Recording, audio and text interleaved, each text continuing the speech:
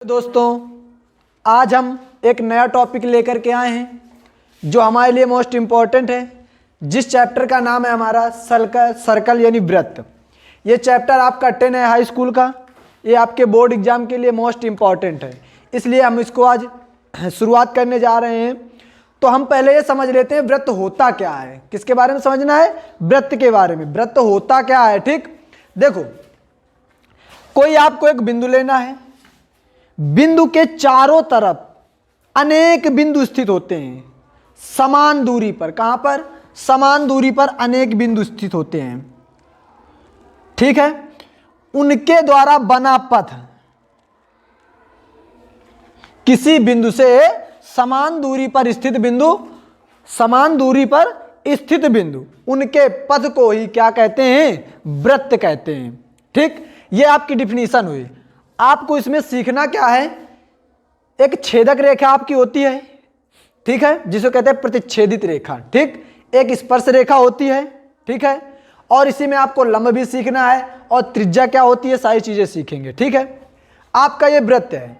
जब किसी वृत्त में किसी बिंदु से कोई रेखा गुजरती है, ठीक, छूते हुए, तो उसे कहते हैं स्पर्श रेखा, यानी स्पर्श करते हुए। जैसे ये आपकी क्या है? एक बिंदु है, आपका वृत्त है, सर्कल है, इस पर एक बिंदु है, यहां से आपकी कोई रेखा स्पर्श करते हुए जा रही है। मान लो ये आपकी रेखा का नाम क्या है? A B. इस रेखा का अगर नाम पूछा जाए आपसे तो क्या बताना है आपको? स्पर्श रेखा। क्या बताना है? स्पर्श रेखा बताना है। ठीक, इसके बाद आपको अगर यह कहा जाए, हमेशा एक चीज याद रखना, जब भी किसी भी वृत्त की बात की जाए, ठीक है, वृत्त में जब समांतर अगर कह दिया जाए दो, मतलब वृत्त पर कितनी समांतर रेखाएं खींची जा सकती हैं? एक वृत्त पर कितनी समांतर रेखाएं हो सकती हैं? केवल दो हो सकती हैं समांतर रेखाएं। देखिए, अगर यहां से एक बिंदु से यहां पे खींचेंगे तो भी देखो एक ये समांतर होगी इसके। दूसरी अगर खींचेंगे तो अगर हम यहां से ले भी रहे हैं कोई रेखा तो ये आपकी हो जाएगी, काट रही है कि नहीं काट रही, प्रतिच्छेदित हो जाएगी। ठीक है, तो इसके लिए हम इसको क्या कहेंगे कि किसी वृत्त पर केवल दो समांतर रेखाएं खींची जा सकती हैं। कितनी खींची जा सकती हैं? दो, इससे अधिक नहीं खींची जा सकती। ठीक है, अगर किसी बिंदु पर दो बिंदुओं से होकर कोई रेखा जा रही है, कितनी बिंदुओं से होकर? दो बिंदुओं से होकर कोई रेखा अगर जा रही है तो वो आपकी होती है प्रतिच्छेदित रेखा। कौन सी होती है? प्रतिच्छेदित रेखा। ठीक है, इतना सीखने के बाद अब आगे हमको एक प्रमेय पढ़नी है। ये प्रमेय आपकी बोर्ड एग्जाम में आ भी सकती है। ठीक है, देखो, प्रमेय में आपका कह रहा है,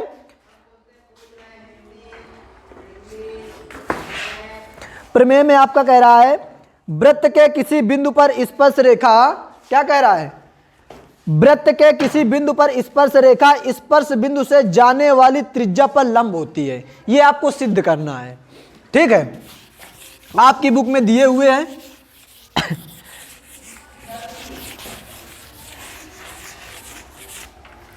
कह रहा है वृत्त के किसी बिंदु पर, आपका एक मान लीजिए आपका वृत्त है, ठीक, वृत्त के किसी बिंदु पर, ये आपकी बिंदु है।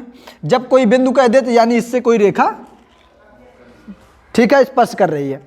किसी बिंदु पर स्पर्श रेखा स्पर्श बिंदु से जाने वाली त्रिज्या, ये आपका केंद्र है, जाने वाली त्रिज्या पर क्या होती है? लंब होती है। क्या होती है? लंब होती है। ठीक, ये आपकी लंब हो गई। इसको मान लेते हैं O, इसको मान लेते हैं P, इसको मान लेते हैं A, इसको मान लेते हैं B। ठीक, तो लिखना कैसे है? आपको इस प्रकार वृत्त बनाना है। आपके सामने लिखा होगा, क्या लिखा होगा? प्रमेय फर्स्ट लिखी होगी। ठीक है, ये नहीं लिखा कि प्रमेय है, क्वेश्चन लिखा होगा, सिद्ध करना है आपको। उसमें लिखा होगा वृत्त के किसी बिंदु पर, वृत्त, ये देखिए एक वृत्त बना, वृत्त जो भी होगा उसका केंद्र जरूर होगा। ठीक है, केंद्र आपका वो है। वृत्त के किसी बिंदु पर स्पर्श, किसी बिंदु पर स्पर्श रेखा, फिर कह रहा है बिंदु से जाने वाली त्रिज्या, बिंदु से जाने वाली त्रिज्या पर क्या होती है? लंब होती है। ठीक, कैसे लंब होती है, क्यों लंब होती है? अब देखिए, सुनिए ध्यान से। लिखना क्या है? हमको दिया हुआ है दिया है। क्या दिया है? वृत्त का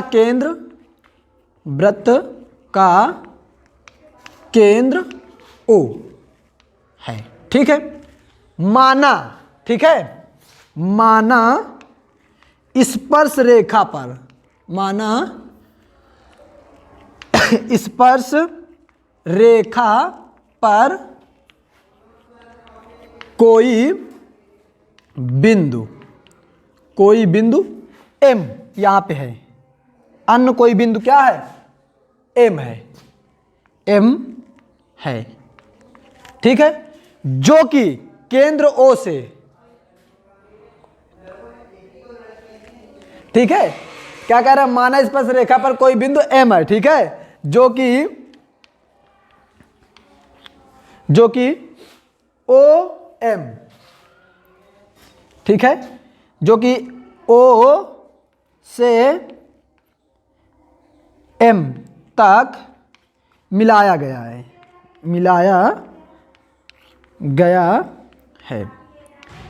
ठीक। अब देखिए ध्यान से, जब भी, ठीक है, एक चीज हमेशा याद रखिएगा, जब भी कोई स्पर्श रेखा किसी बिंदु से होकर जाती है, ठीक, कोई भी स्पर्श रेखा अगर किसी बिंदु से होकर जाती है, केंद्र से और बिंदु तक की दूरी हमेशा आपकी होती है 90 अंश की बनती है। काय की बनती है? 90 अंश की बनती है। काय की बनती है? 90 अंश। यानी कौन सा? अगर 90 अंश ये हो गया, ये आपकी कर्ण हो गई, ये आपका आधार हो गया, आपका लंब हो गया, और 90 अंश बन रहा है तो इसको कहते हैं समकोण त्रिभुज, ठीक। और हमसे इसमें पूछ रहा है त्रिज्या पर लंब होती है। जब एक समकोण त्रिभुज होता है, ठीक है, तो उसमें लंब जरूर होता है, ठीक। तो इसमें लिख सकते हैं कि त्रिभुज OPM एक समकोण त्रिभुज है। कैसा है? समकोण त्रिभुज है, जिसमें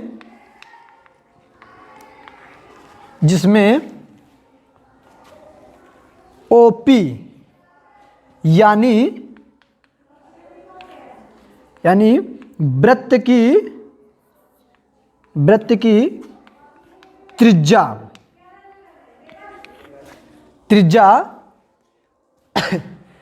वृत्त की त्रिज्या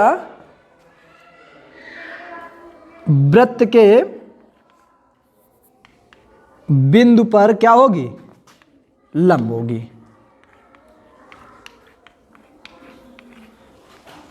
लंब होगी। यही आपका सिद्ध करने का तरीका है। अब ये हमारे जितने भी नियम थे, पहली प्रमेय हमारी हो चुकी है।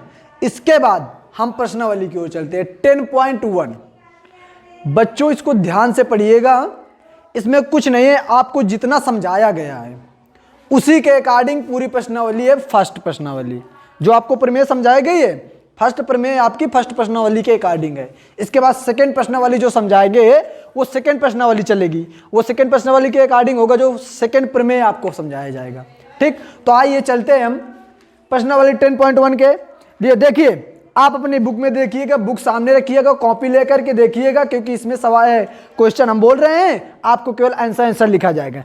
देखिए इसमें बताया जा रहा है किसी वृत्त की स्पर्श रेखा, किसी वृत्त की, कोई आपका वृत्त है, किसी वृत्त की स्पर्श रेखा, कह रहा है किसी वृत्त की स्पर्श रेखा उसे बिंदुओं पर, पहले कह रहा है किसी वृत्त की स्पर्श रेखा डैश डैश डैश बिंदुओं पर प्रतिच्छेदित करती है। कितने बिंदुओं पर प्रतिच्छेदित कर रही है?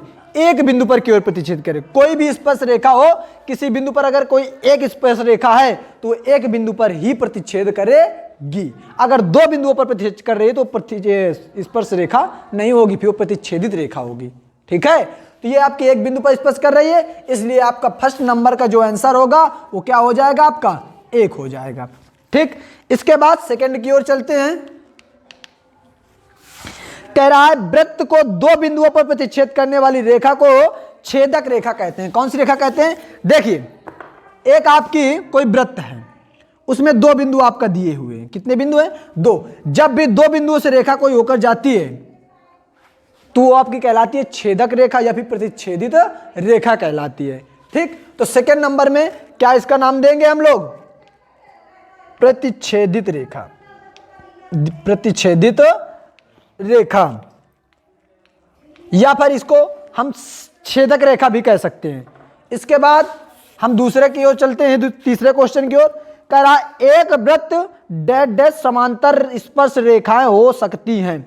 यानी एक वृत्त कह रहा है, आपका एक वृत्त कह रहा है, उसमें डैश डैश कह रहा है समांतर रेखाएं कितनी हो सकती हैं एक वृत्त की।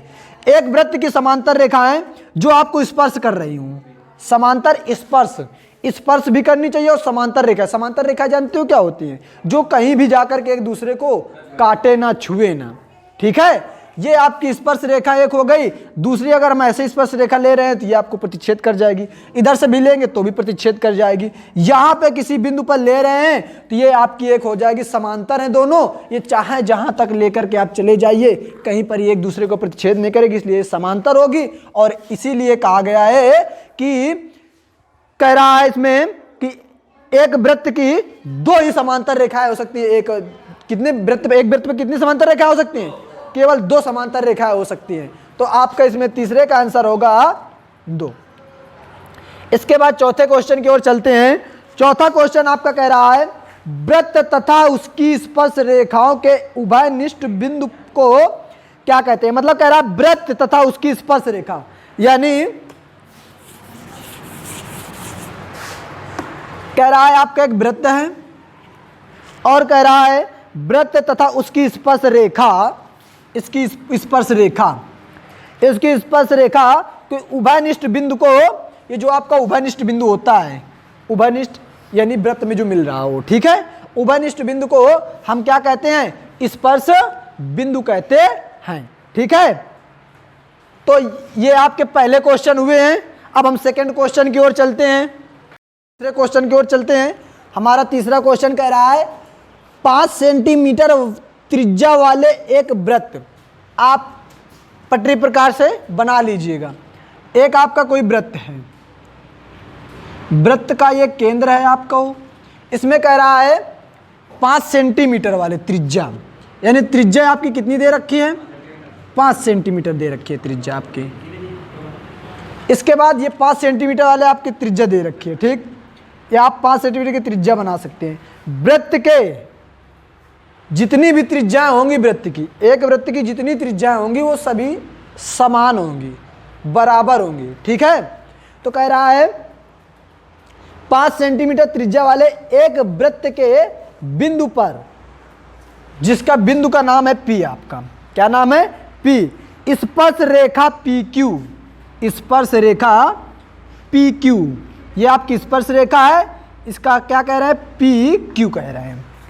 इसके बाद कहा जा रहा है केंद्र O से जाने वाली एक रेखा, केंद्र O से जाने वाली एक रेखा, एक रेखा से बिंदु Q पर इस प्रकार मिलती है।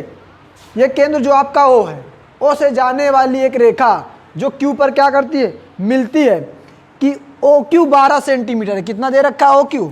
12 सेंटीमीटर आपका OQ दे रखा है, और आपकी जो त्रिज्या दे रखी है वो 5 सेंटीमीटर दे रखी है। इसके बाद कह रहा है आपको PQ की लंबाई ज्ञात करनी है, आपको ये वाली भुजा ज्ञात करनी है, PQ की लंबाई ज्ञात करनी है। इसके लिए क्या करते हैं? देखिए हमारा OQ दे रखा है, कितना है आपका OQ? OQ आपका 12 सेंटीमीटर दे रखा है। हमने आपको बताया जब भी वृत्त से किसी बिंदु पर लंब, जब वृत्त से किसी बिंदु से मिलाया जाता है वृत्त के केंद्र को, वो लंब होता है। क्या होता है? लंब, और वो समकोण त्रिभुज बनता है। और समकोण त्रिभुज में आप जानते हैं कि उसमें पाइथागोरस प्रमेय लगती है। कौन सी लगती है? पाइथागोरस प्रमेय लगती है, इसलिए इसमें पाइथागोरस प्रमेय का यूज करेंगे। पाइथागोरस प्रमेय कहता है कि कर्ण का स्क्वायर, कर्ण का स्क्वायर बराबर लंब का स्क्वायर प्लस आधार का स्क्वायर,